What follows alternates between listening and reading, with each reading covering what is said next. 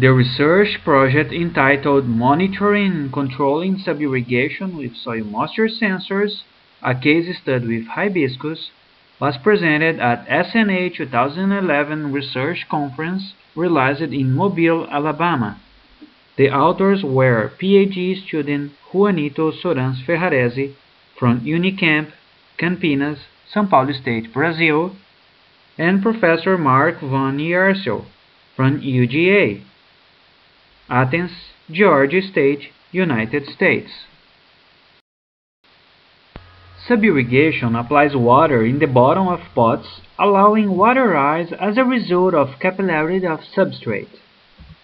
These systems avoid water loss and nutrient leaching for the region that they are closed, recirculating nutrient solution without runoff.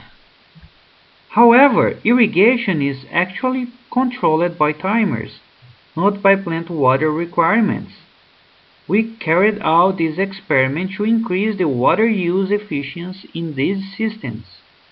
The objective was to automate a sub-irrigation system using soil moisture sensors to monitor and control substrate water content, and also quantify the effect of substrate water content on growth of hibiscus. We performed an experiment using Hibiscus acetosella Panama red plants on ebb and flow benches. The experimental unit was one ebb and flow bench connected to a nutrient solution tank and with a submersible pump with 28 plants. The substrate water content treatments used ranged between 10 and 42% of nutrient solution in volume of water per volume of substrate. System was automated using two groups of 3 EC5 capacitance soil moisture sensors each. One group that monitor and control the irrigation, whose automation can be observed in the next slide. 3 EC5 capacitance soil moisture sensors inserted diagonally in the top of 3 different pots at the same bench. Here we showed only one, were connected to a multiplexer, data logger and relay driver, and commanded by a computer program for data storage and irrigation decision based on substrate water content thresholds. The relay driver was connected to a submersible pump that applies water in the ebb and flow benches. The program runs every 30 minutes. When the substrate water content drops below the thresholds, the data logger sends a signal to the relay driver that commanded the submersible pumps inside the reservoir and turned on the irrigation with nutrient solution for 3 minutes until completely fill the bench, followed by drainage for 3 minutes. And we have another group responsible only for monitor nutrient solution dynamics in substrate. This group was composed by 3 EC5 capacitance soil moisture sensors inserted horizontally in the bottom, middle and top of the same pot at the same bench, was connected only to a multiplexer and to a data logger, without a relay driver. This system was commanded by a computer program for data storage that runs every 1 minute. We measured with irrigation control sensors substrate water content, nutrient solution using number of irrigations, shoot dry mass and shoot height. With dynamic sensors, substrate water content, rate of change and gradients. The experimental design was completely randomized using 5 treatments with 2 replications. The analysis was done using multiple regression in SAS. We got the following results. In this graph, we have the substrate water content measurements during the days after transplanting. it's possible to see an increase in substrate water content when irrigation was turned on, followed by a decrease caused by plant water use and evaporation after irrigations. These values ranged from 42 to 48% in the highest substrate water content treatment.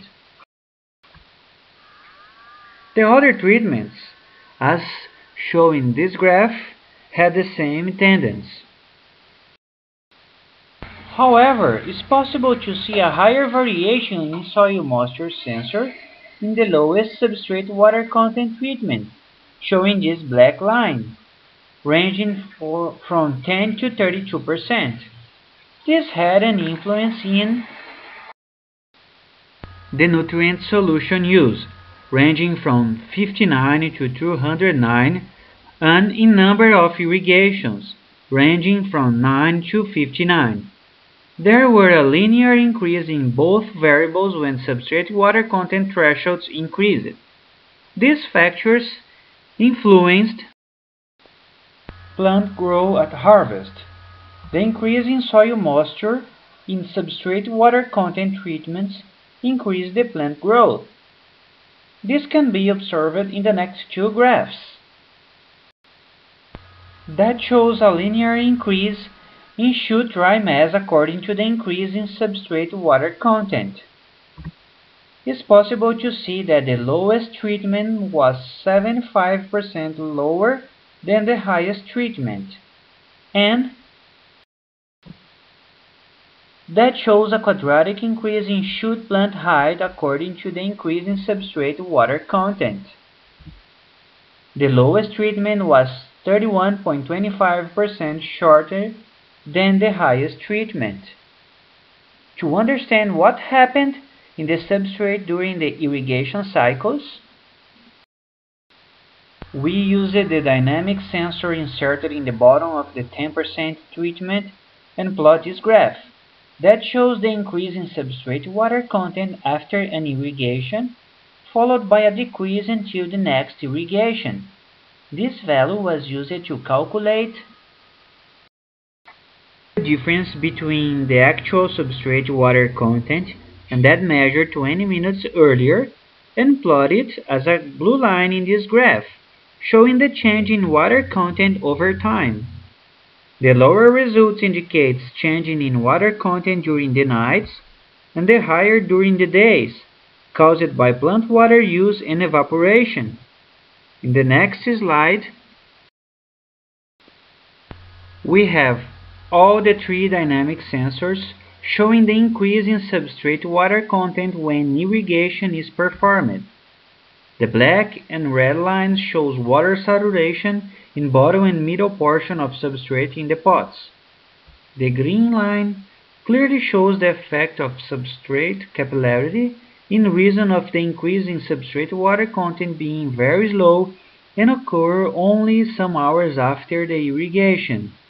In conclusion, the significance to industry of this work was that soil moisture sensors can be used to monitor and control substrate water content, providing better control of sub-irrigation and knowledge about water dynamics in substrate.